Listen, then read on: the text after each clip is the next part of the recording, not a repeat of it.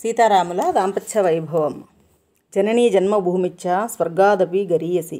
ఆ మరునాడు రామచంద్రుడు విభీషణ్తో, మా అరణ్యపు వాసపు గడువు ముగియనున్నది. మేము అయోధ్యకు బయలుదేరవలెను. లంకారాజ్యముని యందు సుస్థిరముగా ఉన్నది.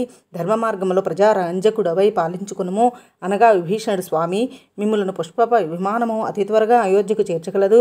ఎందరైనను అధిరోహించవచ్చును. కానీ రామప్రభు, నాదొక మనవి ఉన్నది, విన్నవించుకుందును. నేను నిన్ను చేరవచ్చుటకు నా అన్న మీద ఉన్న వ్యతిరేకత ఒకటే కారణము కాదు. లోకప్రసిద్ధి పొందిన నీ ధర్మగుణములే నన్ను నీ వద్దకు చేర్చినవి. నేను నీకు వశవదుడనైతిని. ఆ పైన నీతో గడిపిన ఈ కాలములో నీ మహానుభావము తెలిసి వచ్చినది. సోదరుని వలె ఆదరించి తిని, నీ స్నేహ ఆధుర్యంతో సొక్కిపోయి తిని. నీవు మమ్ములను వదిలి వెళ్ళుచున్నావన్న భావన నన్ను విచలితుని చేయునున్నది. మా దేశ ప్రజలు దుర్మార్గులు కారు. రాజును అనుసరించి ప్రజలుందురు. వారిలో వేదములు చదివిన వారు ఉన్నారు, శాస్త్రజ్ఞులు ఉన్నారు, సాధ్వీమణులున్నారు. ఇప్పుడు వారందరూ నీ యందు బద్ధానురాగులు. జానకీదేవి వారికి ఆరాధనీయ అయినది. నీవు అయోధ్యకు ఏల వెళ్ళవలెను. నీ సోదరులు కోసలను పరిపాలించగలరు. తులలేని సంపదలతో అలరారు ఈ లంకారాజ్యమును స్వీకరింపుము. నిన్ను సేవించుచు నీ సఖ్యము అనుభవింపనిమ్ము అని ప్రార్థనాపూర్వకంగా విన్నవించెను. రామచంద్రుడు చిరునవ్వుతో ఆదరముగా, విభీషణ, నీవు సుగ్రీవుడు నాకు సోదరులే. ప్రియం వదులైన నీ మాటలతో నాకు పరమానందము కలిగినది. కానీ అయోధ్యలో భరతుడు దీక్షతో నా రాక కోసం ఎదురుచూచుచుండును. నేను గడువు ముగియు సమయమునకు వెళ్ళని ఎడల అగ్ని ఎందు చొచ్చును. ఆ పైన జననీ జన్మభూమిచ్చ స్వర్గాదపి గరీయసి కదా. ఇంతకంటే ఏమీ చెప్పగలను? మన మైత్రిని పురస్కరించుకుని నీవు ఎప్పుడైనాను అయోధ్యకు రావచ్చును. ఎప్పుడో ఎందులకు? ఇప్పుడే నీవు నీ ముఖ్యం అనుచరులు మాతో రావచ్చును. ఇదే మా ఆహ్వానము. వానర వీరులు ఎట్లను వచ్చుచున్నారు. అందరూ పుష్పకము మీద వెళ్ళవచ్చును. మా దేశము చూసి మా ప్రజల ఆతిథ్యము స్వీకరించి శాశ్వత స్నేహబంధం ఏర్పరచుకొనవచ్చును. దుష్టకాలము పోయినది, శత్రుత్వం లేదు. మన రాజ్యములు సహజీవనముతో సుఖముగా అనుభవములోనికి తెచ్చుకొనవచ్చును అని విభీషణుని ఒప్పించెను. అంతటా సీతారామ లక్ష్మణులతో సుగ్రీవాది వానరవీరుడు, విభీషణుడు, వారి మంత్రులు ఆ దివ్య వాహనమును అధిరోహించగా ఆకాశమందు ప్రయాణము సాగుచుండెను. సీతాదేవి ఊరడిల్లుటకును రామచంద్రుడు త్రోవలేని విశేషములు, యుద్ధంలో జరిగిన వింతలు అడుగకపోయినను చెప్పుచు మాటల్లో పెట్టి పడిన కష్టములను, అవమానములను, జ్ఞాపకములను చెరిపి వేయుటకు ప్రయత్నము చేయుచుండెను. నీవు నా ప్రాణము కన్నా మిన్నా నీ కోసము బంధుత్వము పరిగణించక సముద్రునిపై బాణములు వేసి తిని. కావేరి భాగీరథి సహితుడై బావగారైన సముద్రుడు వచ్చెను. భాగీరథి అక్కగారు నిష్ఠూరముగా మాట్లాడినది. నేను రావణుని తలల బాణముతో ఛేదించుచుండగా మరల మొల్లవచ్చను. దైత్యరాజు బాణములు ప్రయోగించుట ఆపగా వాని శరీరము నుండి వివిధాస్త్రములు పుట్టసాగెను. రావణుని విషయంలో సమాధానము లేని ప్రశ్నలు ఎన్నో ఉన్నవి. అదుగో ఋష్యముఖ పర్వతము సమీపమునకు వచ్చితిమి. ఇక్కడ నీ విరహముతో క్రాగిపోయితిని.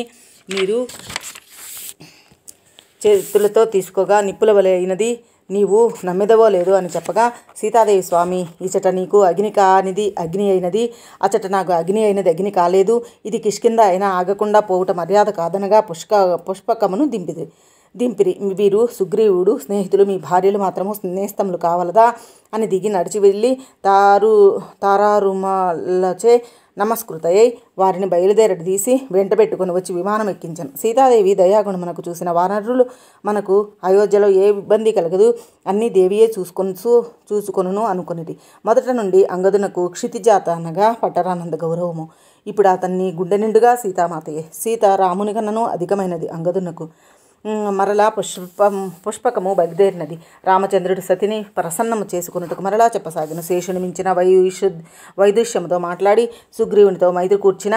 హనుమను కలిసిన చోటు, కబంధుని కలిసిన చోటు చూపించి విశేషములు చెప్పెను. అంతలో గాలిలో ఒక మార్పు కలిగి నిర్వర్తిని పొందిరి. పంపా సరస్సులోని వికసించిన పద్మషండముల మీద నుంచి వచ్చుచున్న గాలులని మతంగ మహర్షి తపస్సు చేత పవిత్రమైన ప్రాంతమని, ఆ మహర్షి శిశురాలైన తపస్విని సబర్యలతో విరహార్తుడైన తాను తేరుకొంటినని చెప్పగా, సీతాదేవి భక్తితో నమస్కరించినది. మరికొంత దూరము సాగగా పంచవటి వచ్చినది. పుష్పకము ఆగినది. సీతారామ లక్ష్మణులు పుష్పకము దిగి తాము నివసించిన కుటీరమునకు వచ్చి లక్ష్మణుడు ముంగిలి వద్దకు దూకి వెళ్ళి ఎవరైనా దుర్మార్గులు ఉన్నారేమోనన్నట్లు పరిశీలించను. సీతాదేవి కుటీరమునకు ప్రదక్షిణముగా తిరిగి లోపలికి పోయి బయటకు వచ్చి పుష్పకము ఎక్కెను. కుటీరంలోనికి ప్రవేశించిన సీతాదేవి లోకమును జయించగల ప్రజ్ఞ వెలువరించు చూపులతో, సింహము వంటి రాజసమైన నడకతో, వికసించుచున్న కొత్త పుండరీకముల వంటి కన్నులతో, వేదన శిథిలమైన శరీర బంధములతో సంధ్య వెలుగులతో లేత అగ్నిశిఖ వలె ఆకారం దాల్చిన ప్రతిజ్ఞ వలె ఉన్నది. కుటీరము నుండి బయటకు వచ్చిన జానకి లేత వయస్సులో ఉన్న తన్వి, మెల్లని నడకగలది. మంజుల తర మూర్తి అయిన అంతఃప్రకాంత అడవికి వచ్చినట్లు లలిత కోమలమైన శరీరాకృతిలో భర్త బాహువులను పట్టుకుని వదలలేని బేలవలే ఉన్నది. సన్నని చిరుగాలులకు కూడా కదిలిపోవు చివురాకు వలె ఉన్నది. రావణుడు అపహరించి లంకకు తీసుకుని వెళ్ళకముందు సీతాదేవి పరమ సుకుమారముగా సాత్వికమైన నడవడికతో ఉండేది. రావణుడు దుర్మార్గుడుగా తీసుకొని వెళ్ళినాడు. మొదట దుఃఖపడినది, తరువాత తనకు తొందరపాటును చింతించినది, ఆ తర్వాత రావణుని మాటలకు బెదిరిపోయినది. కానీ త్వరలోనే తన సతీ ధర్మమే తనకు బాసటగా చేసుకొనినది. దుర్మార్గమును సహించని పట్టుదల కలిగినది. విలపించుట మాని రావణుని మాటకు మాటగా జవాబు చెప్పినది. రామలక్ష్మణులు మృత్యు పర్యంతము వెళ్ళినారని చెప్పినను తన పాతివృత్యమునందలి నిష్ఠతోనూ రఘురాముని పరాక్రమమునందలి అంకుటితమైన నమ్మకముతోనూ అట్టి ఆపదలోకములు క్షేమముగా ఉన్నంత వరకు జరగదని కాదు పొమ్మని రావణుని తృణీకరించినది. పరిస్థితులు సీతాదేవిని బేల నుండి ప్రగల్భను చేసినవి. దేనిని లెక్క చేయని నిరాధృతి అయినది. ఆ మార్పు రావణ వధానంతరము కూడా ఆమెలో ఉన్నది. అగ్నిప్రవేశమునకు సిద్ధమై రామునితో తర్కించినప్పుడు కూడా ఆ నిర్భీతి ప్రౌఢత ఉన్నది. కిష్కింధలో దిగి తారారుమలను తనకు తానుగా వెంటబెట్టుకుని వచ్చుటలో కూడా ఉన్నది. కానీ సుఖ సంతోషములతో ప్రియంభావకుడైన భర్తతో అమాయకమైన సరళ జీవితం గడిపిన ఆ కుటీరములోనికి ప్రవేశించగా ఆనాటి సుఖమయమైన దాంపత్య జీవితము పరిమళము ఆమెను చుట్టివేసినది. మృదువైన తన స్వభావము స్మృతి పదముల్లో మెదలైనది. ఒక్కసారిగా ఆమెలోని ప్రగల్భత ధీరత జారిపోయి పూర్వపు సరళ స్వభావముతో నిలిచిపోయినది. ఆమెను ఆ విధముగా చూచిన వారందరూ నివ్వెరపోయి, ఓహో సీతాదేవి ఇటుదా! కోమలమైన ఈమె మనస్సును, రమ్యమైన ఈమె జీవితమును దుష్టదానవుడు ఎంతగా చిందరవందర చేసినాడు అని కలవరపడిరి.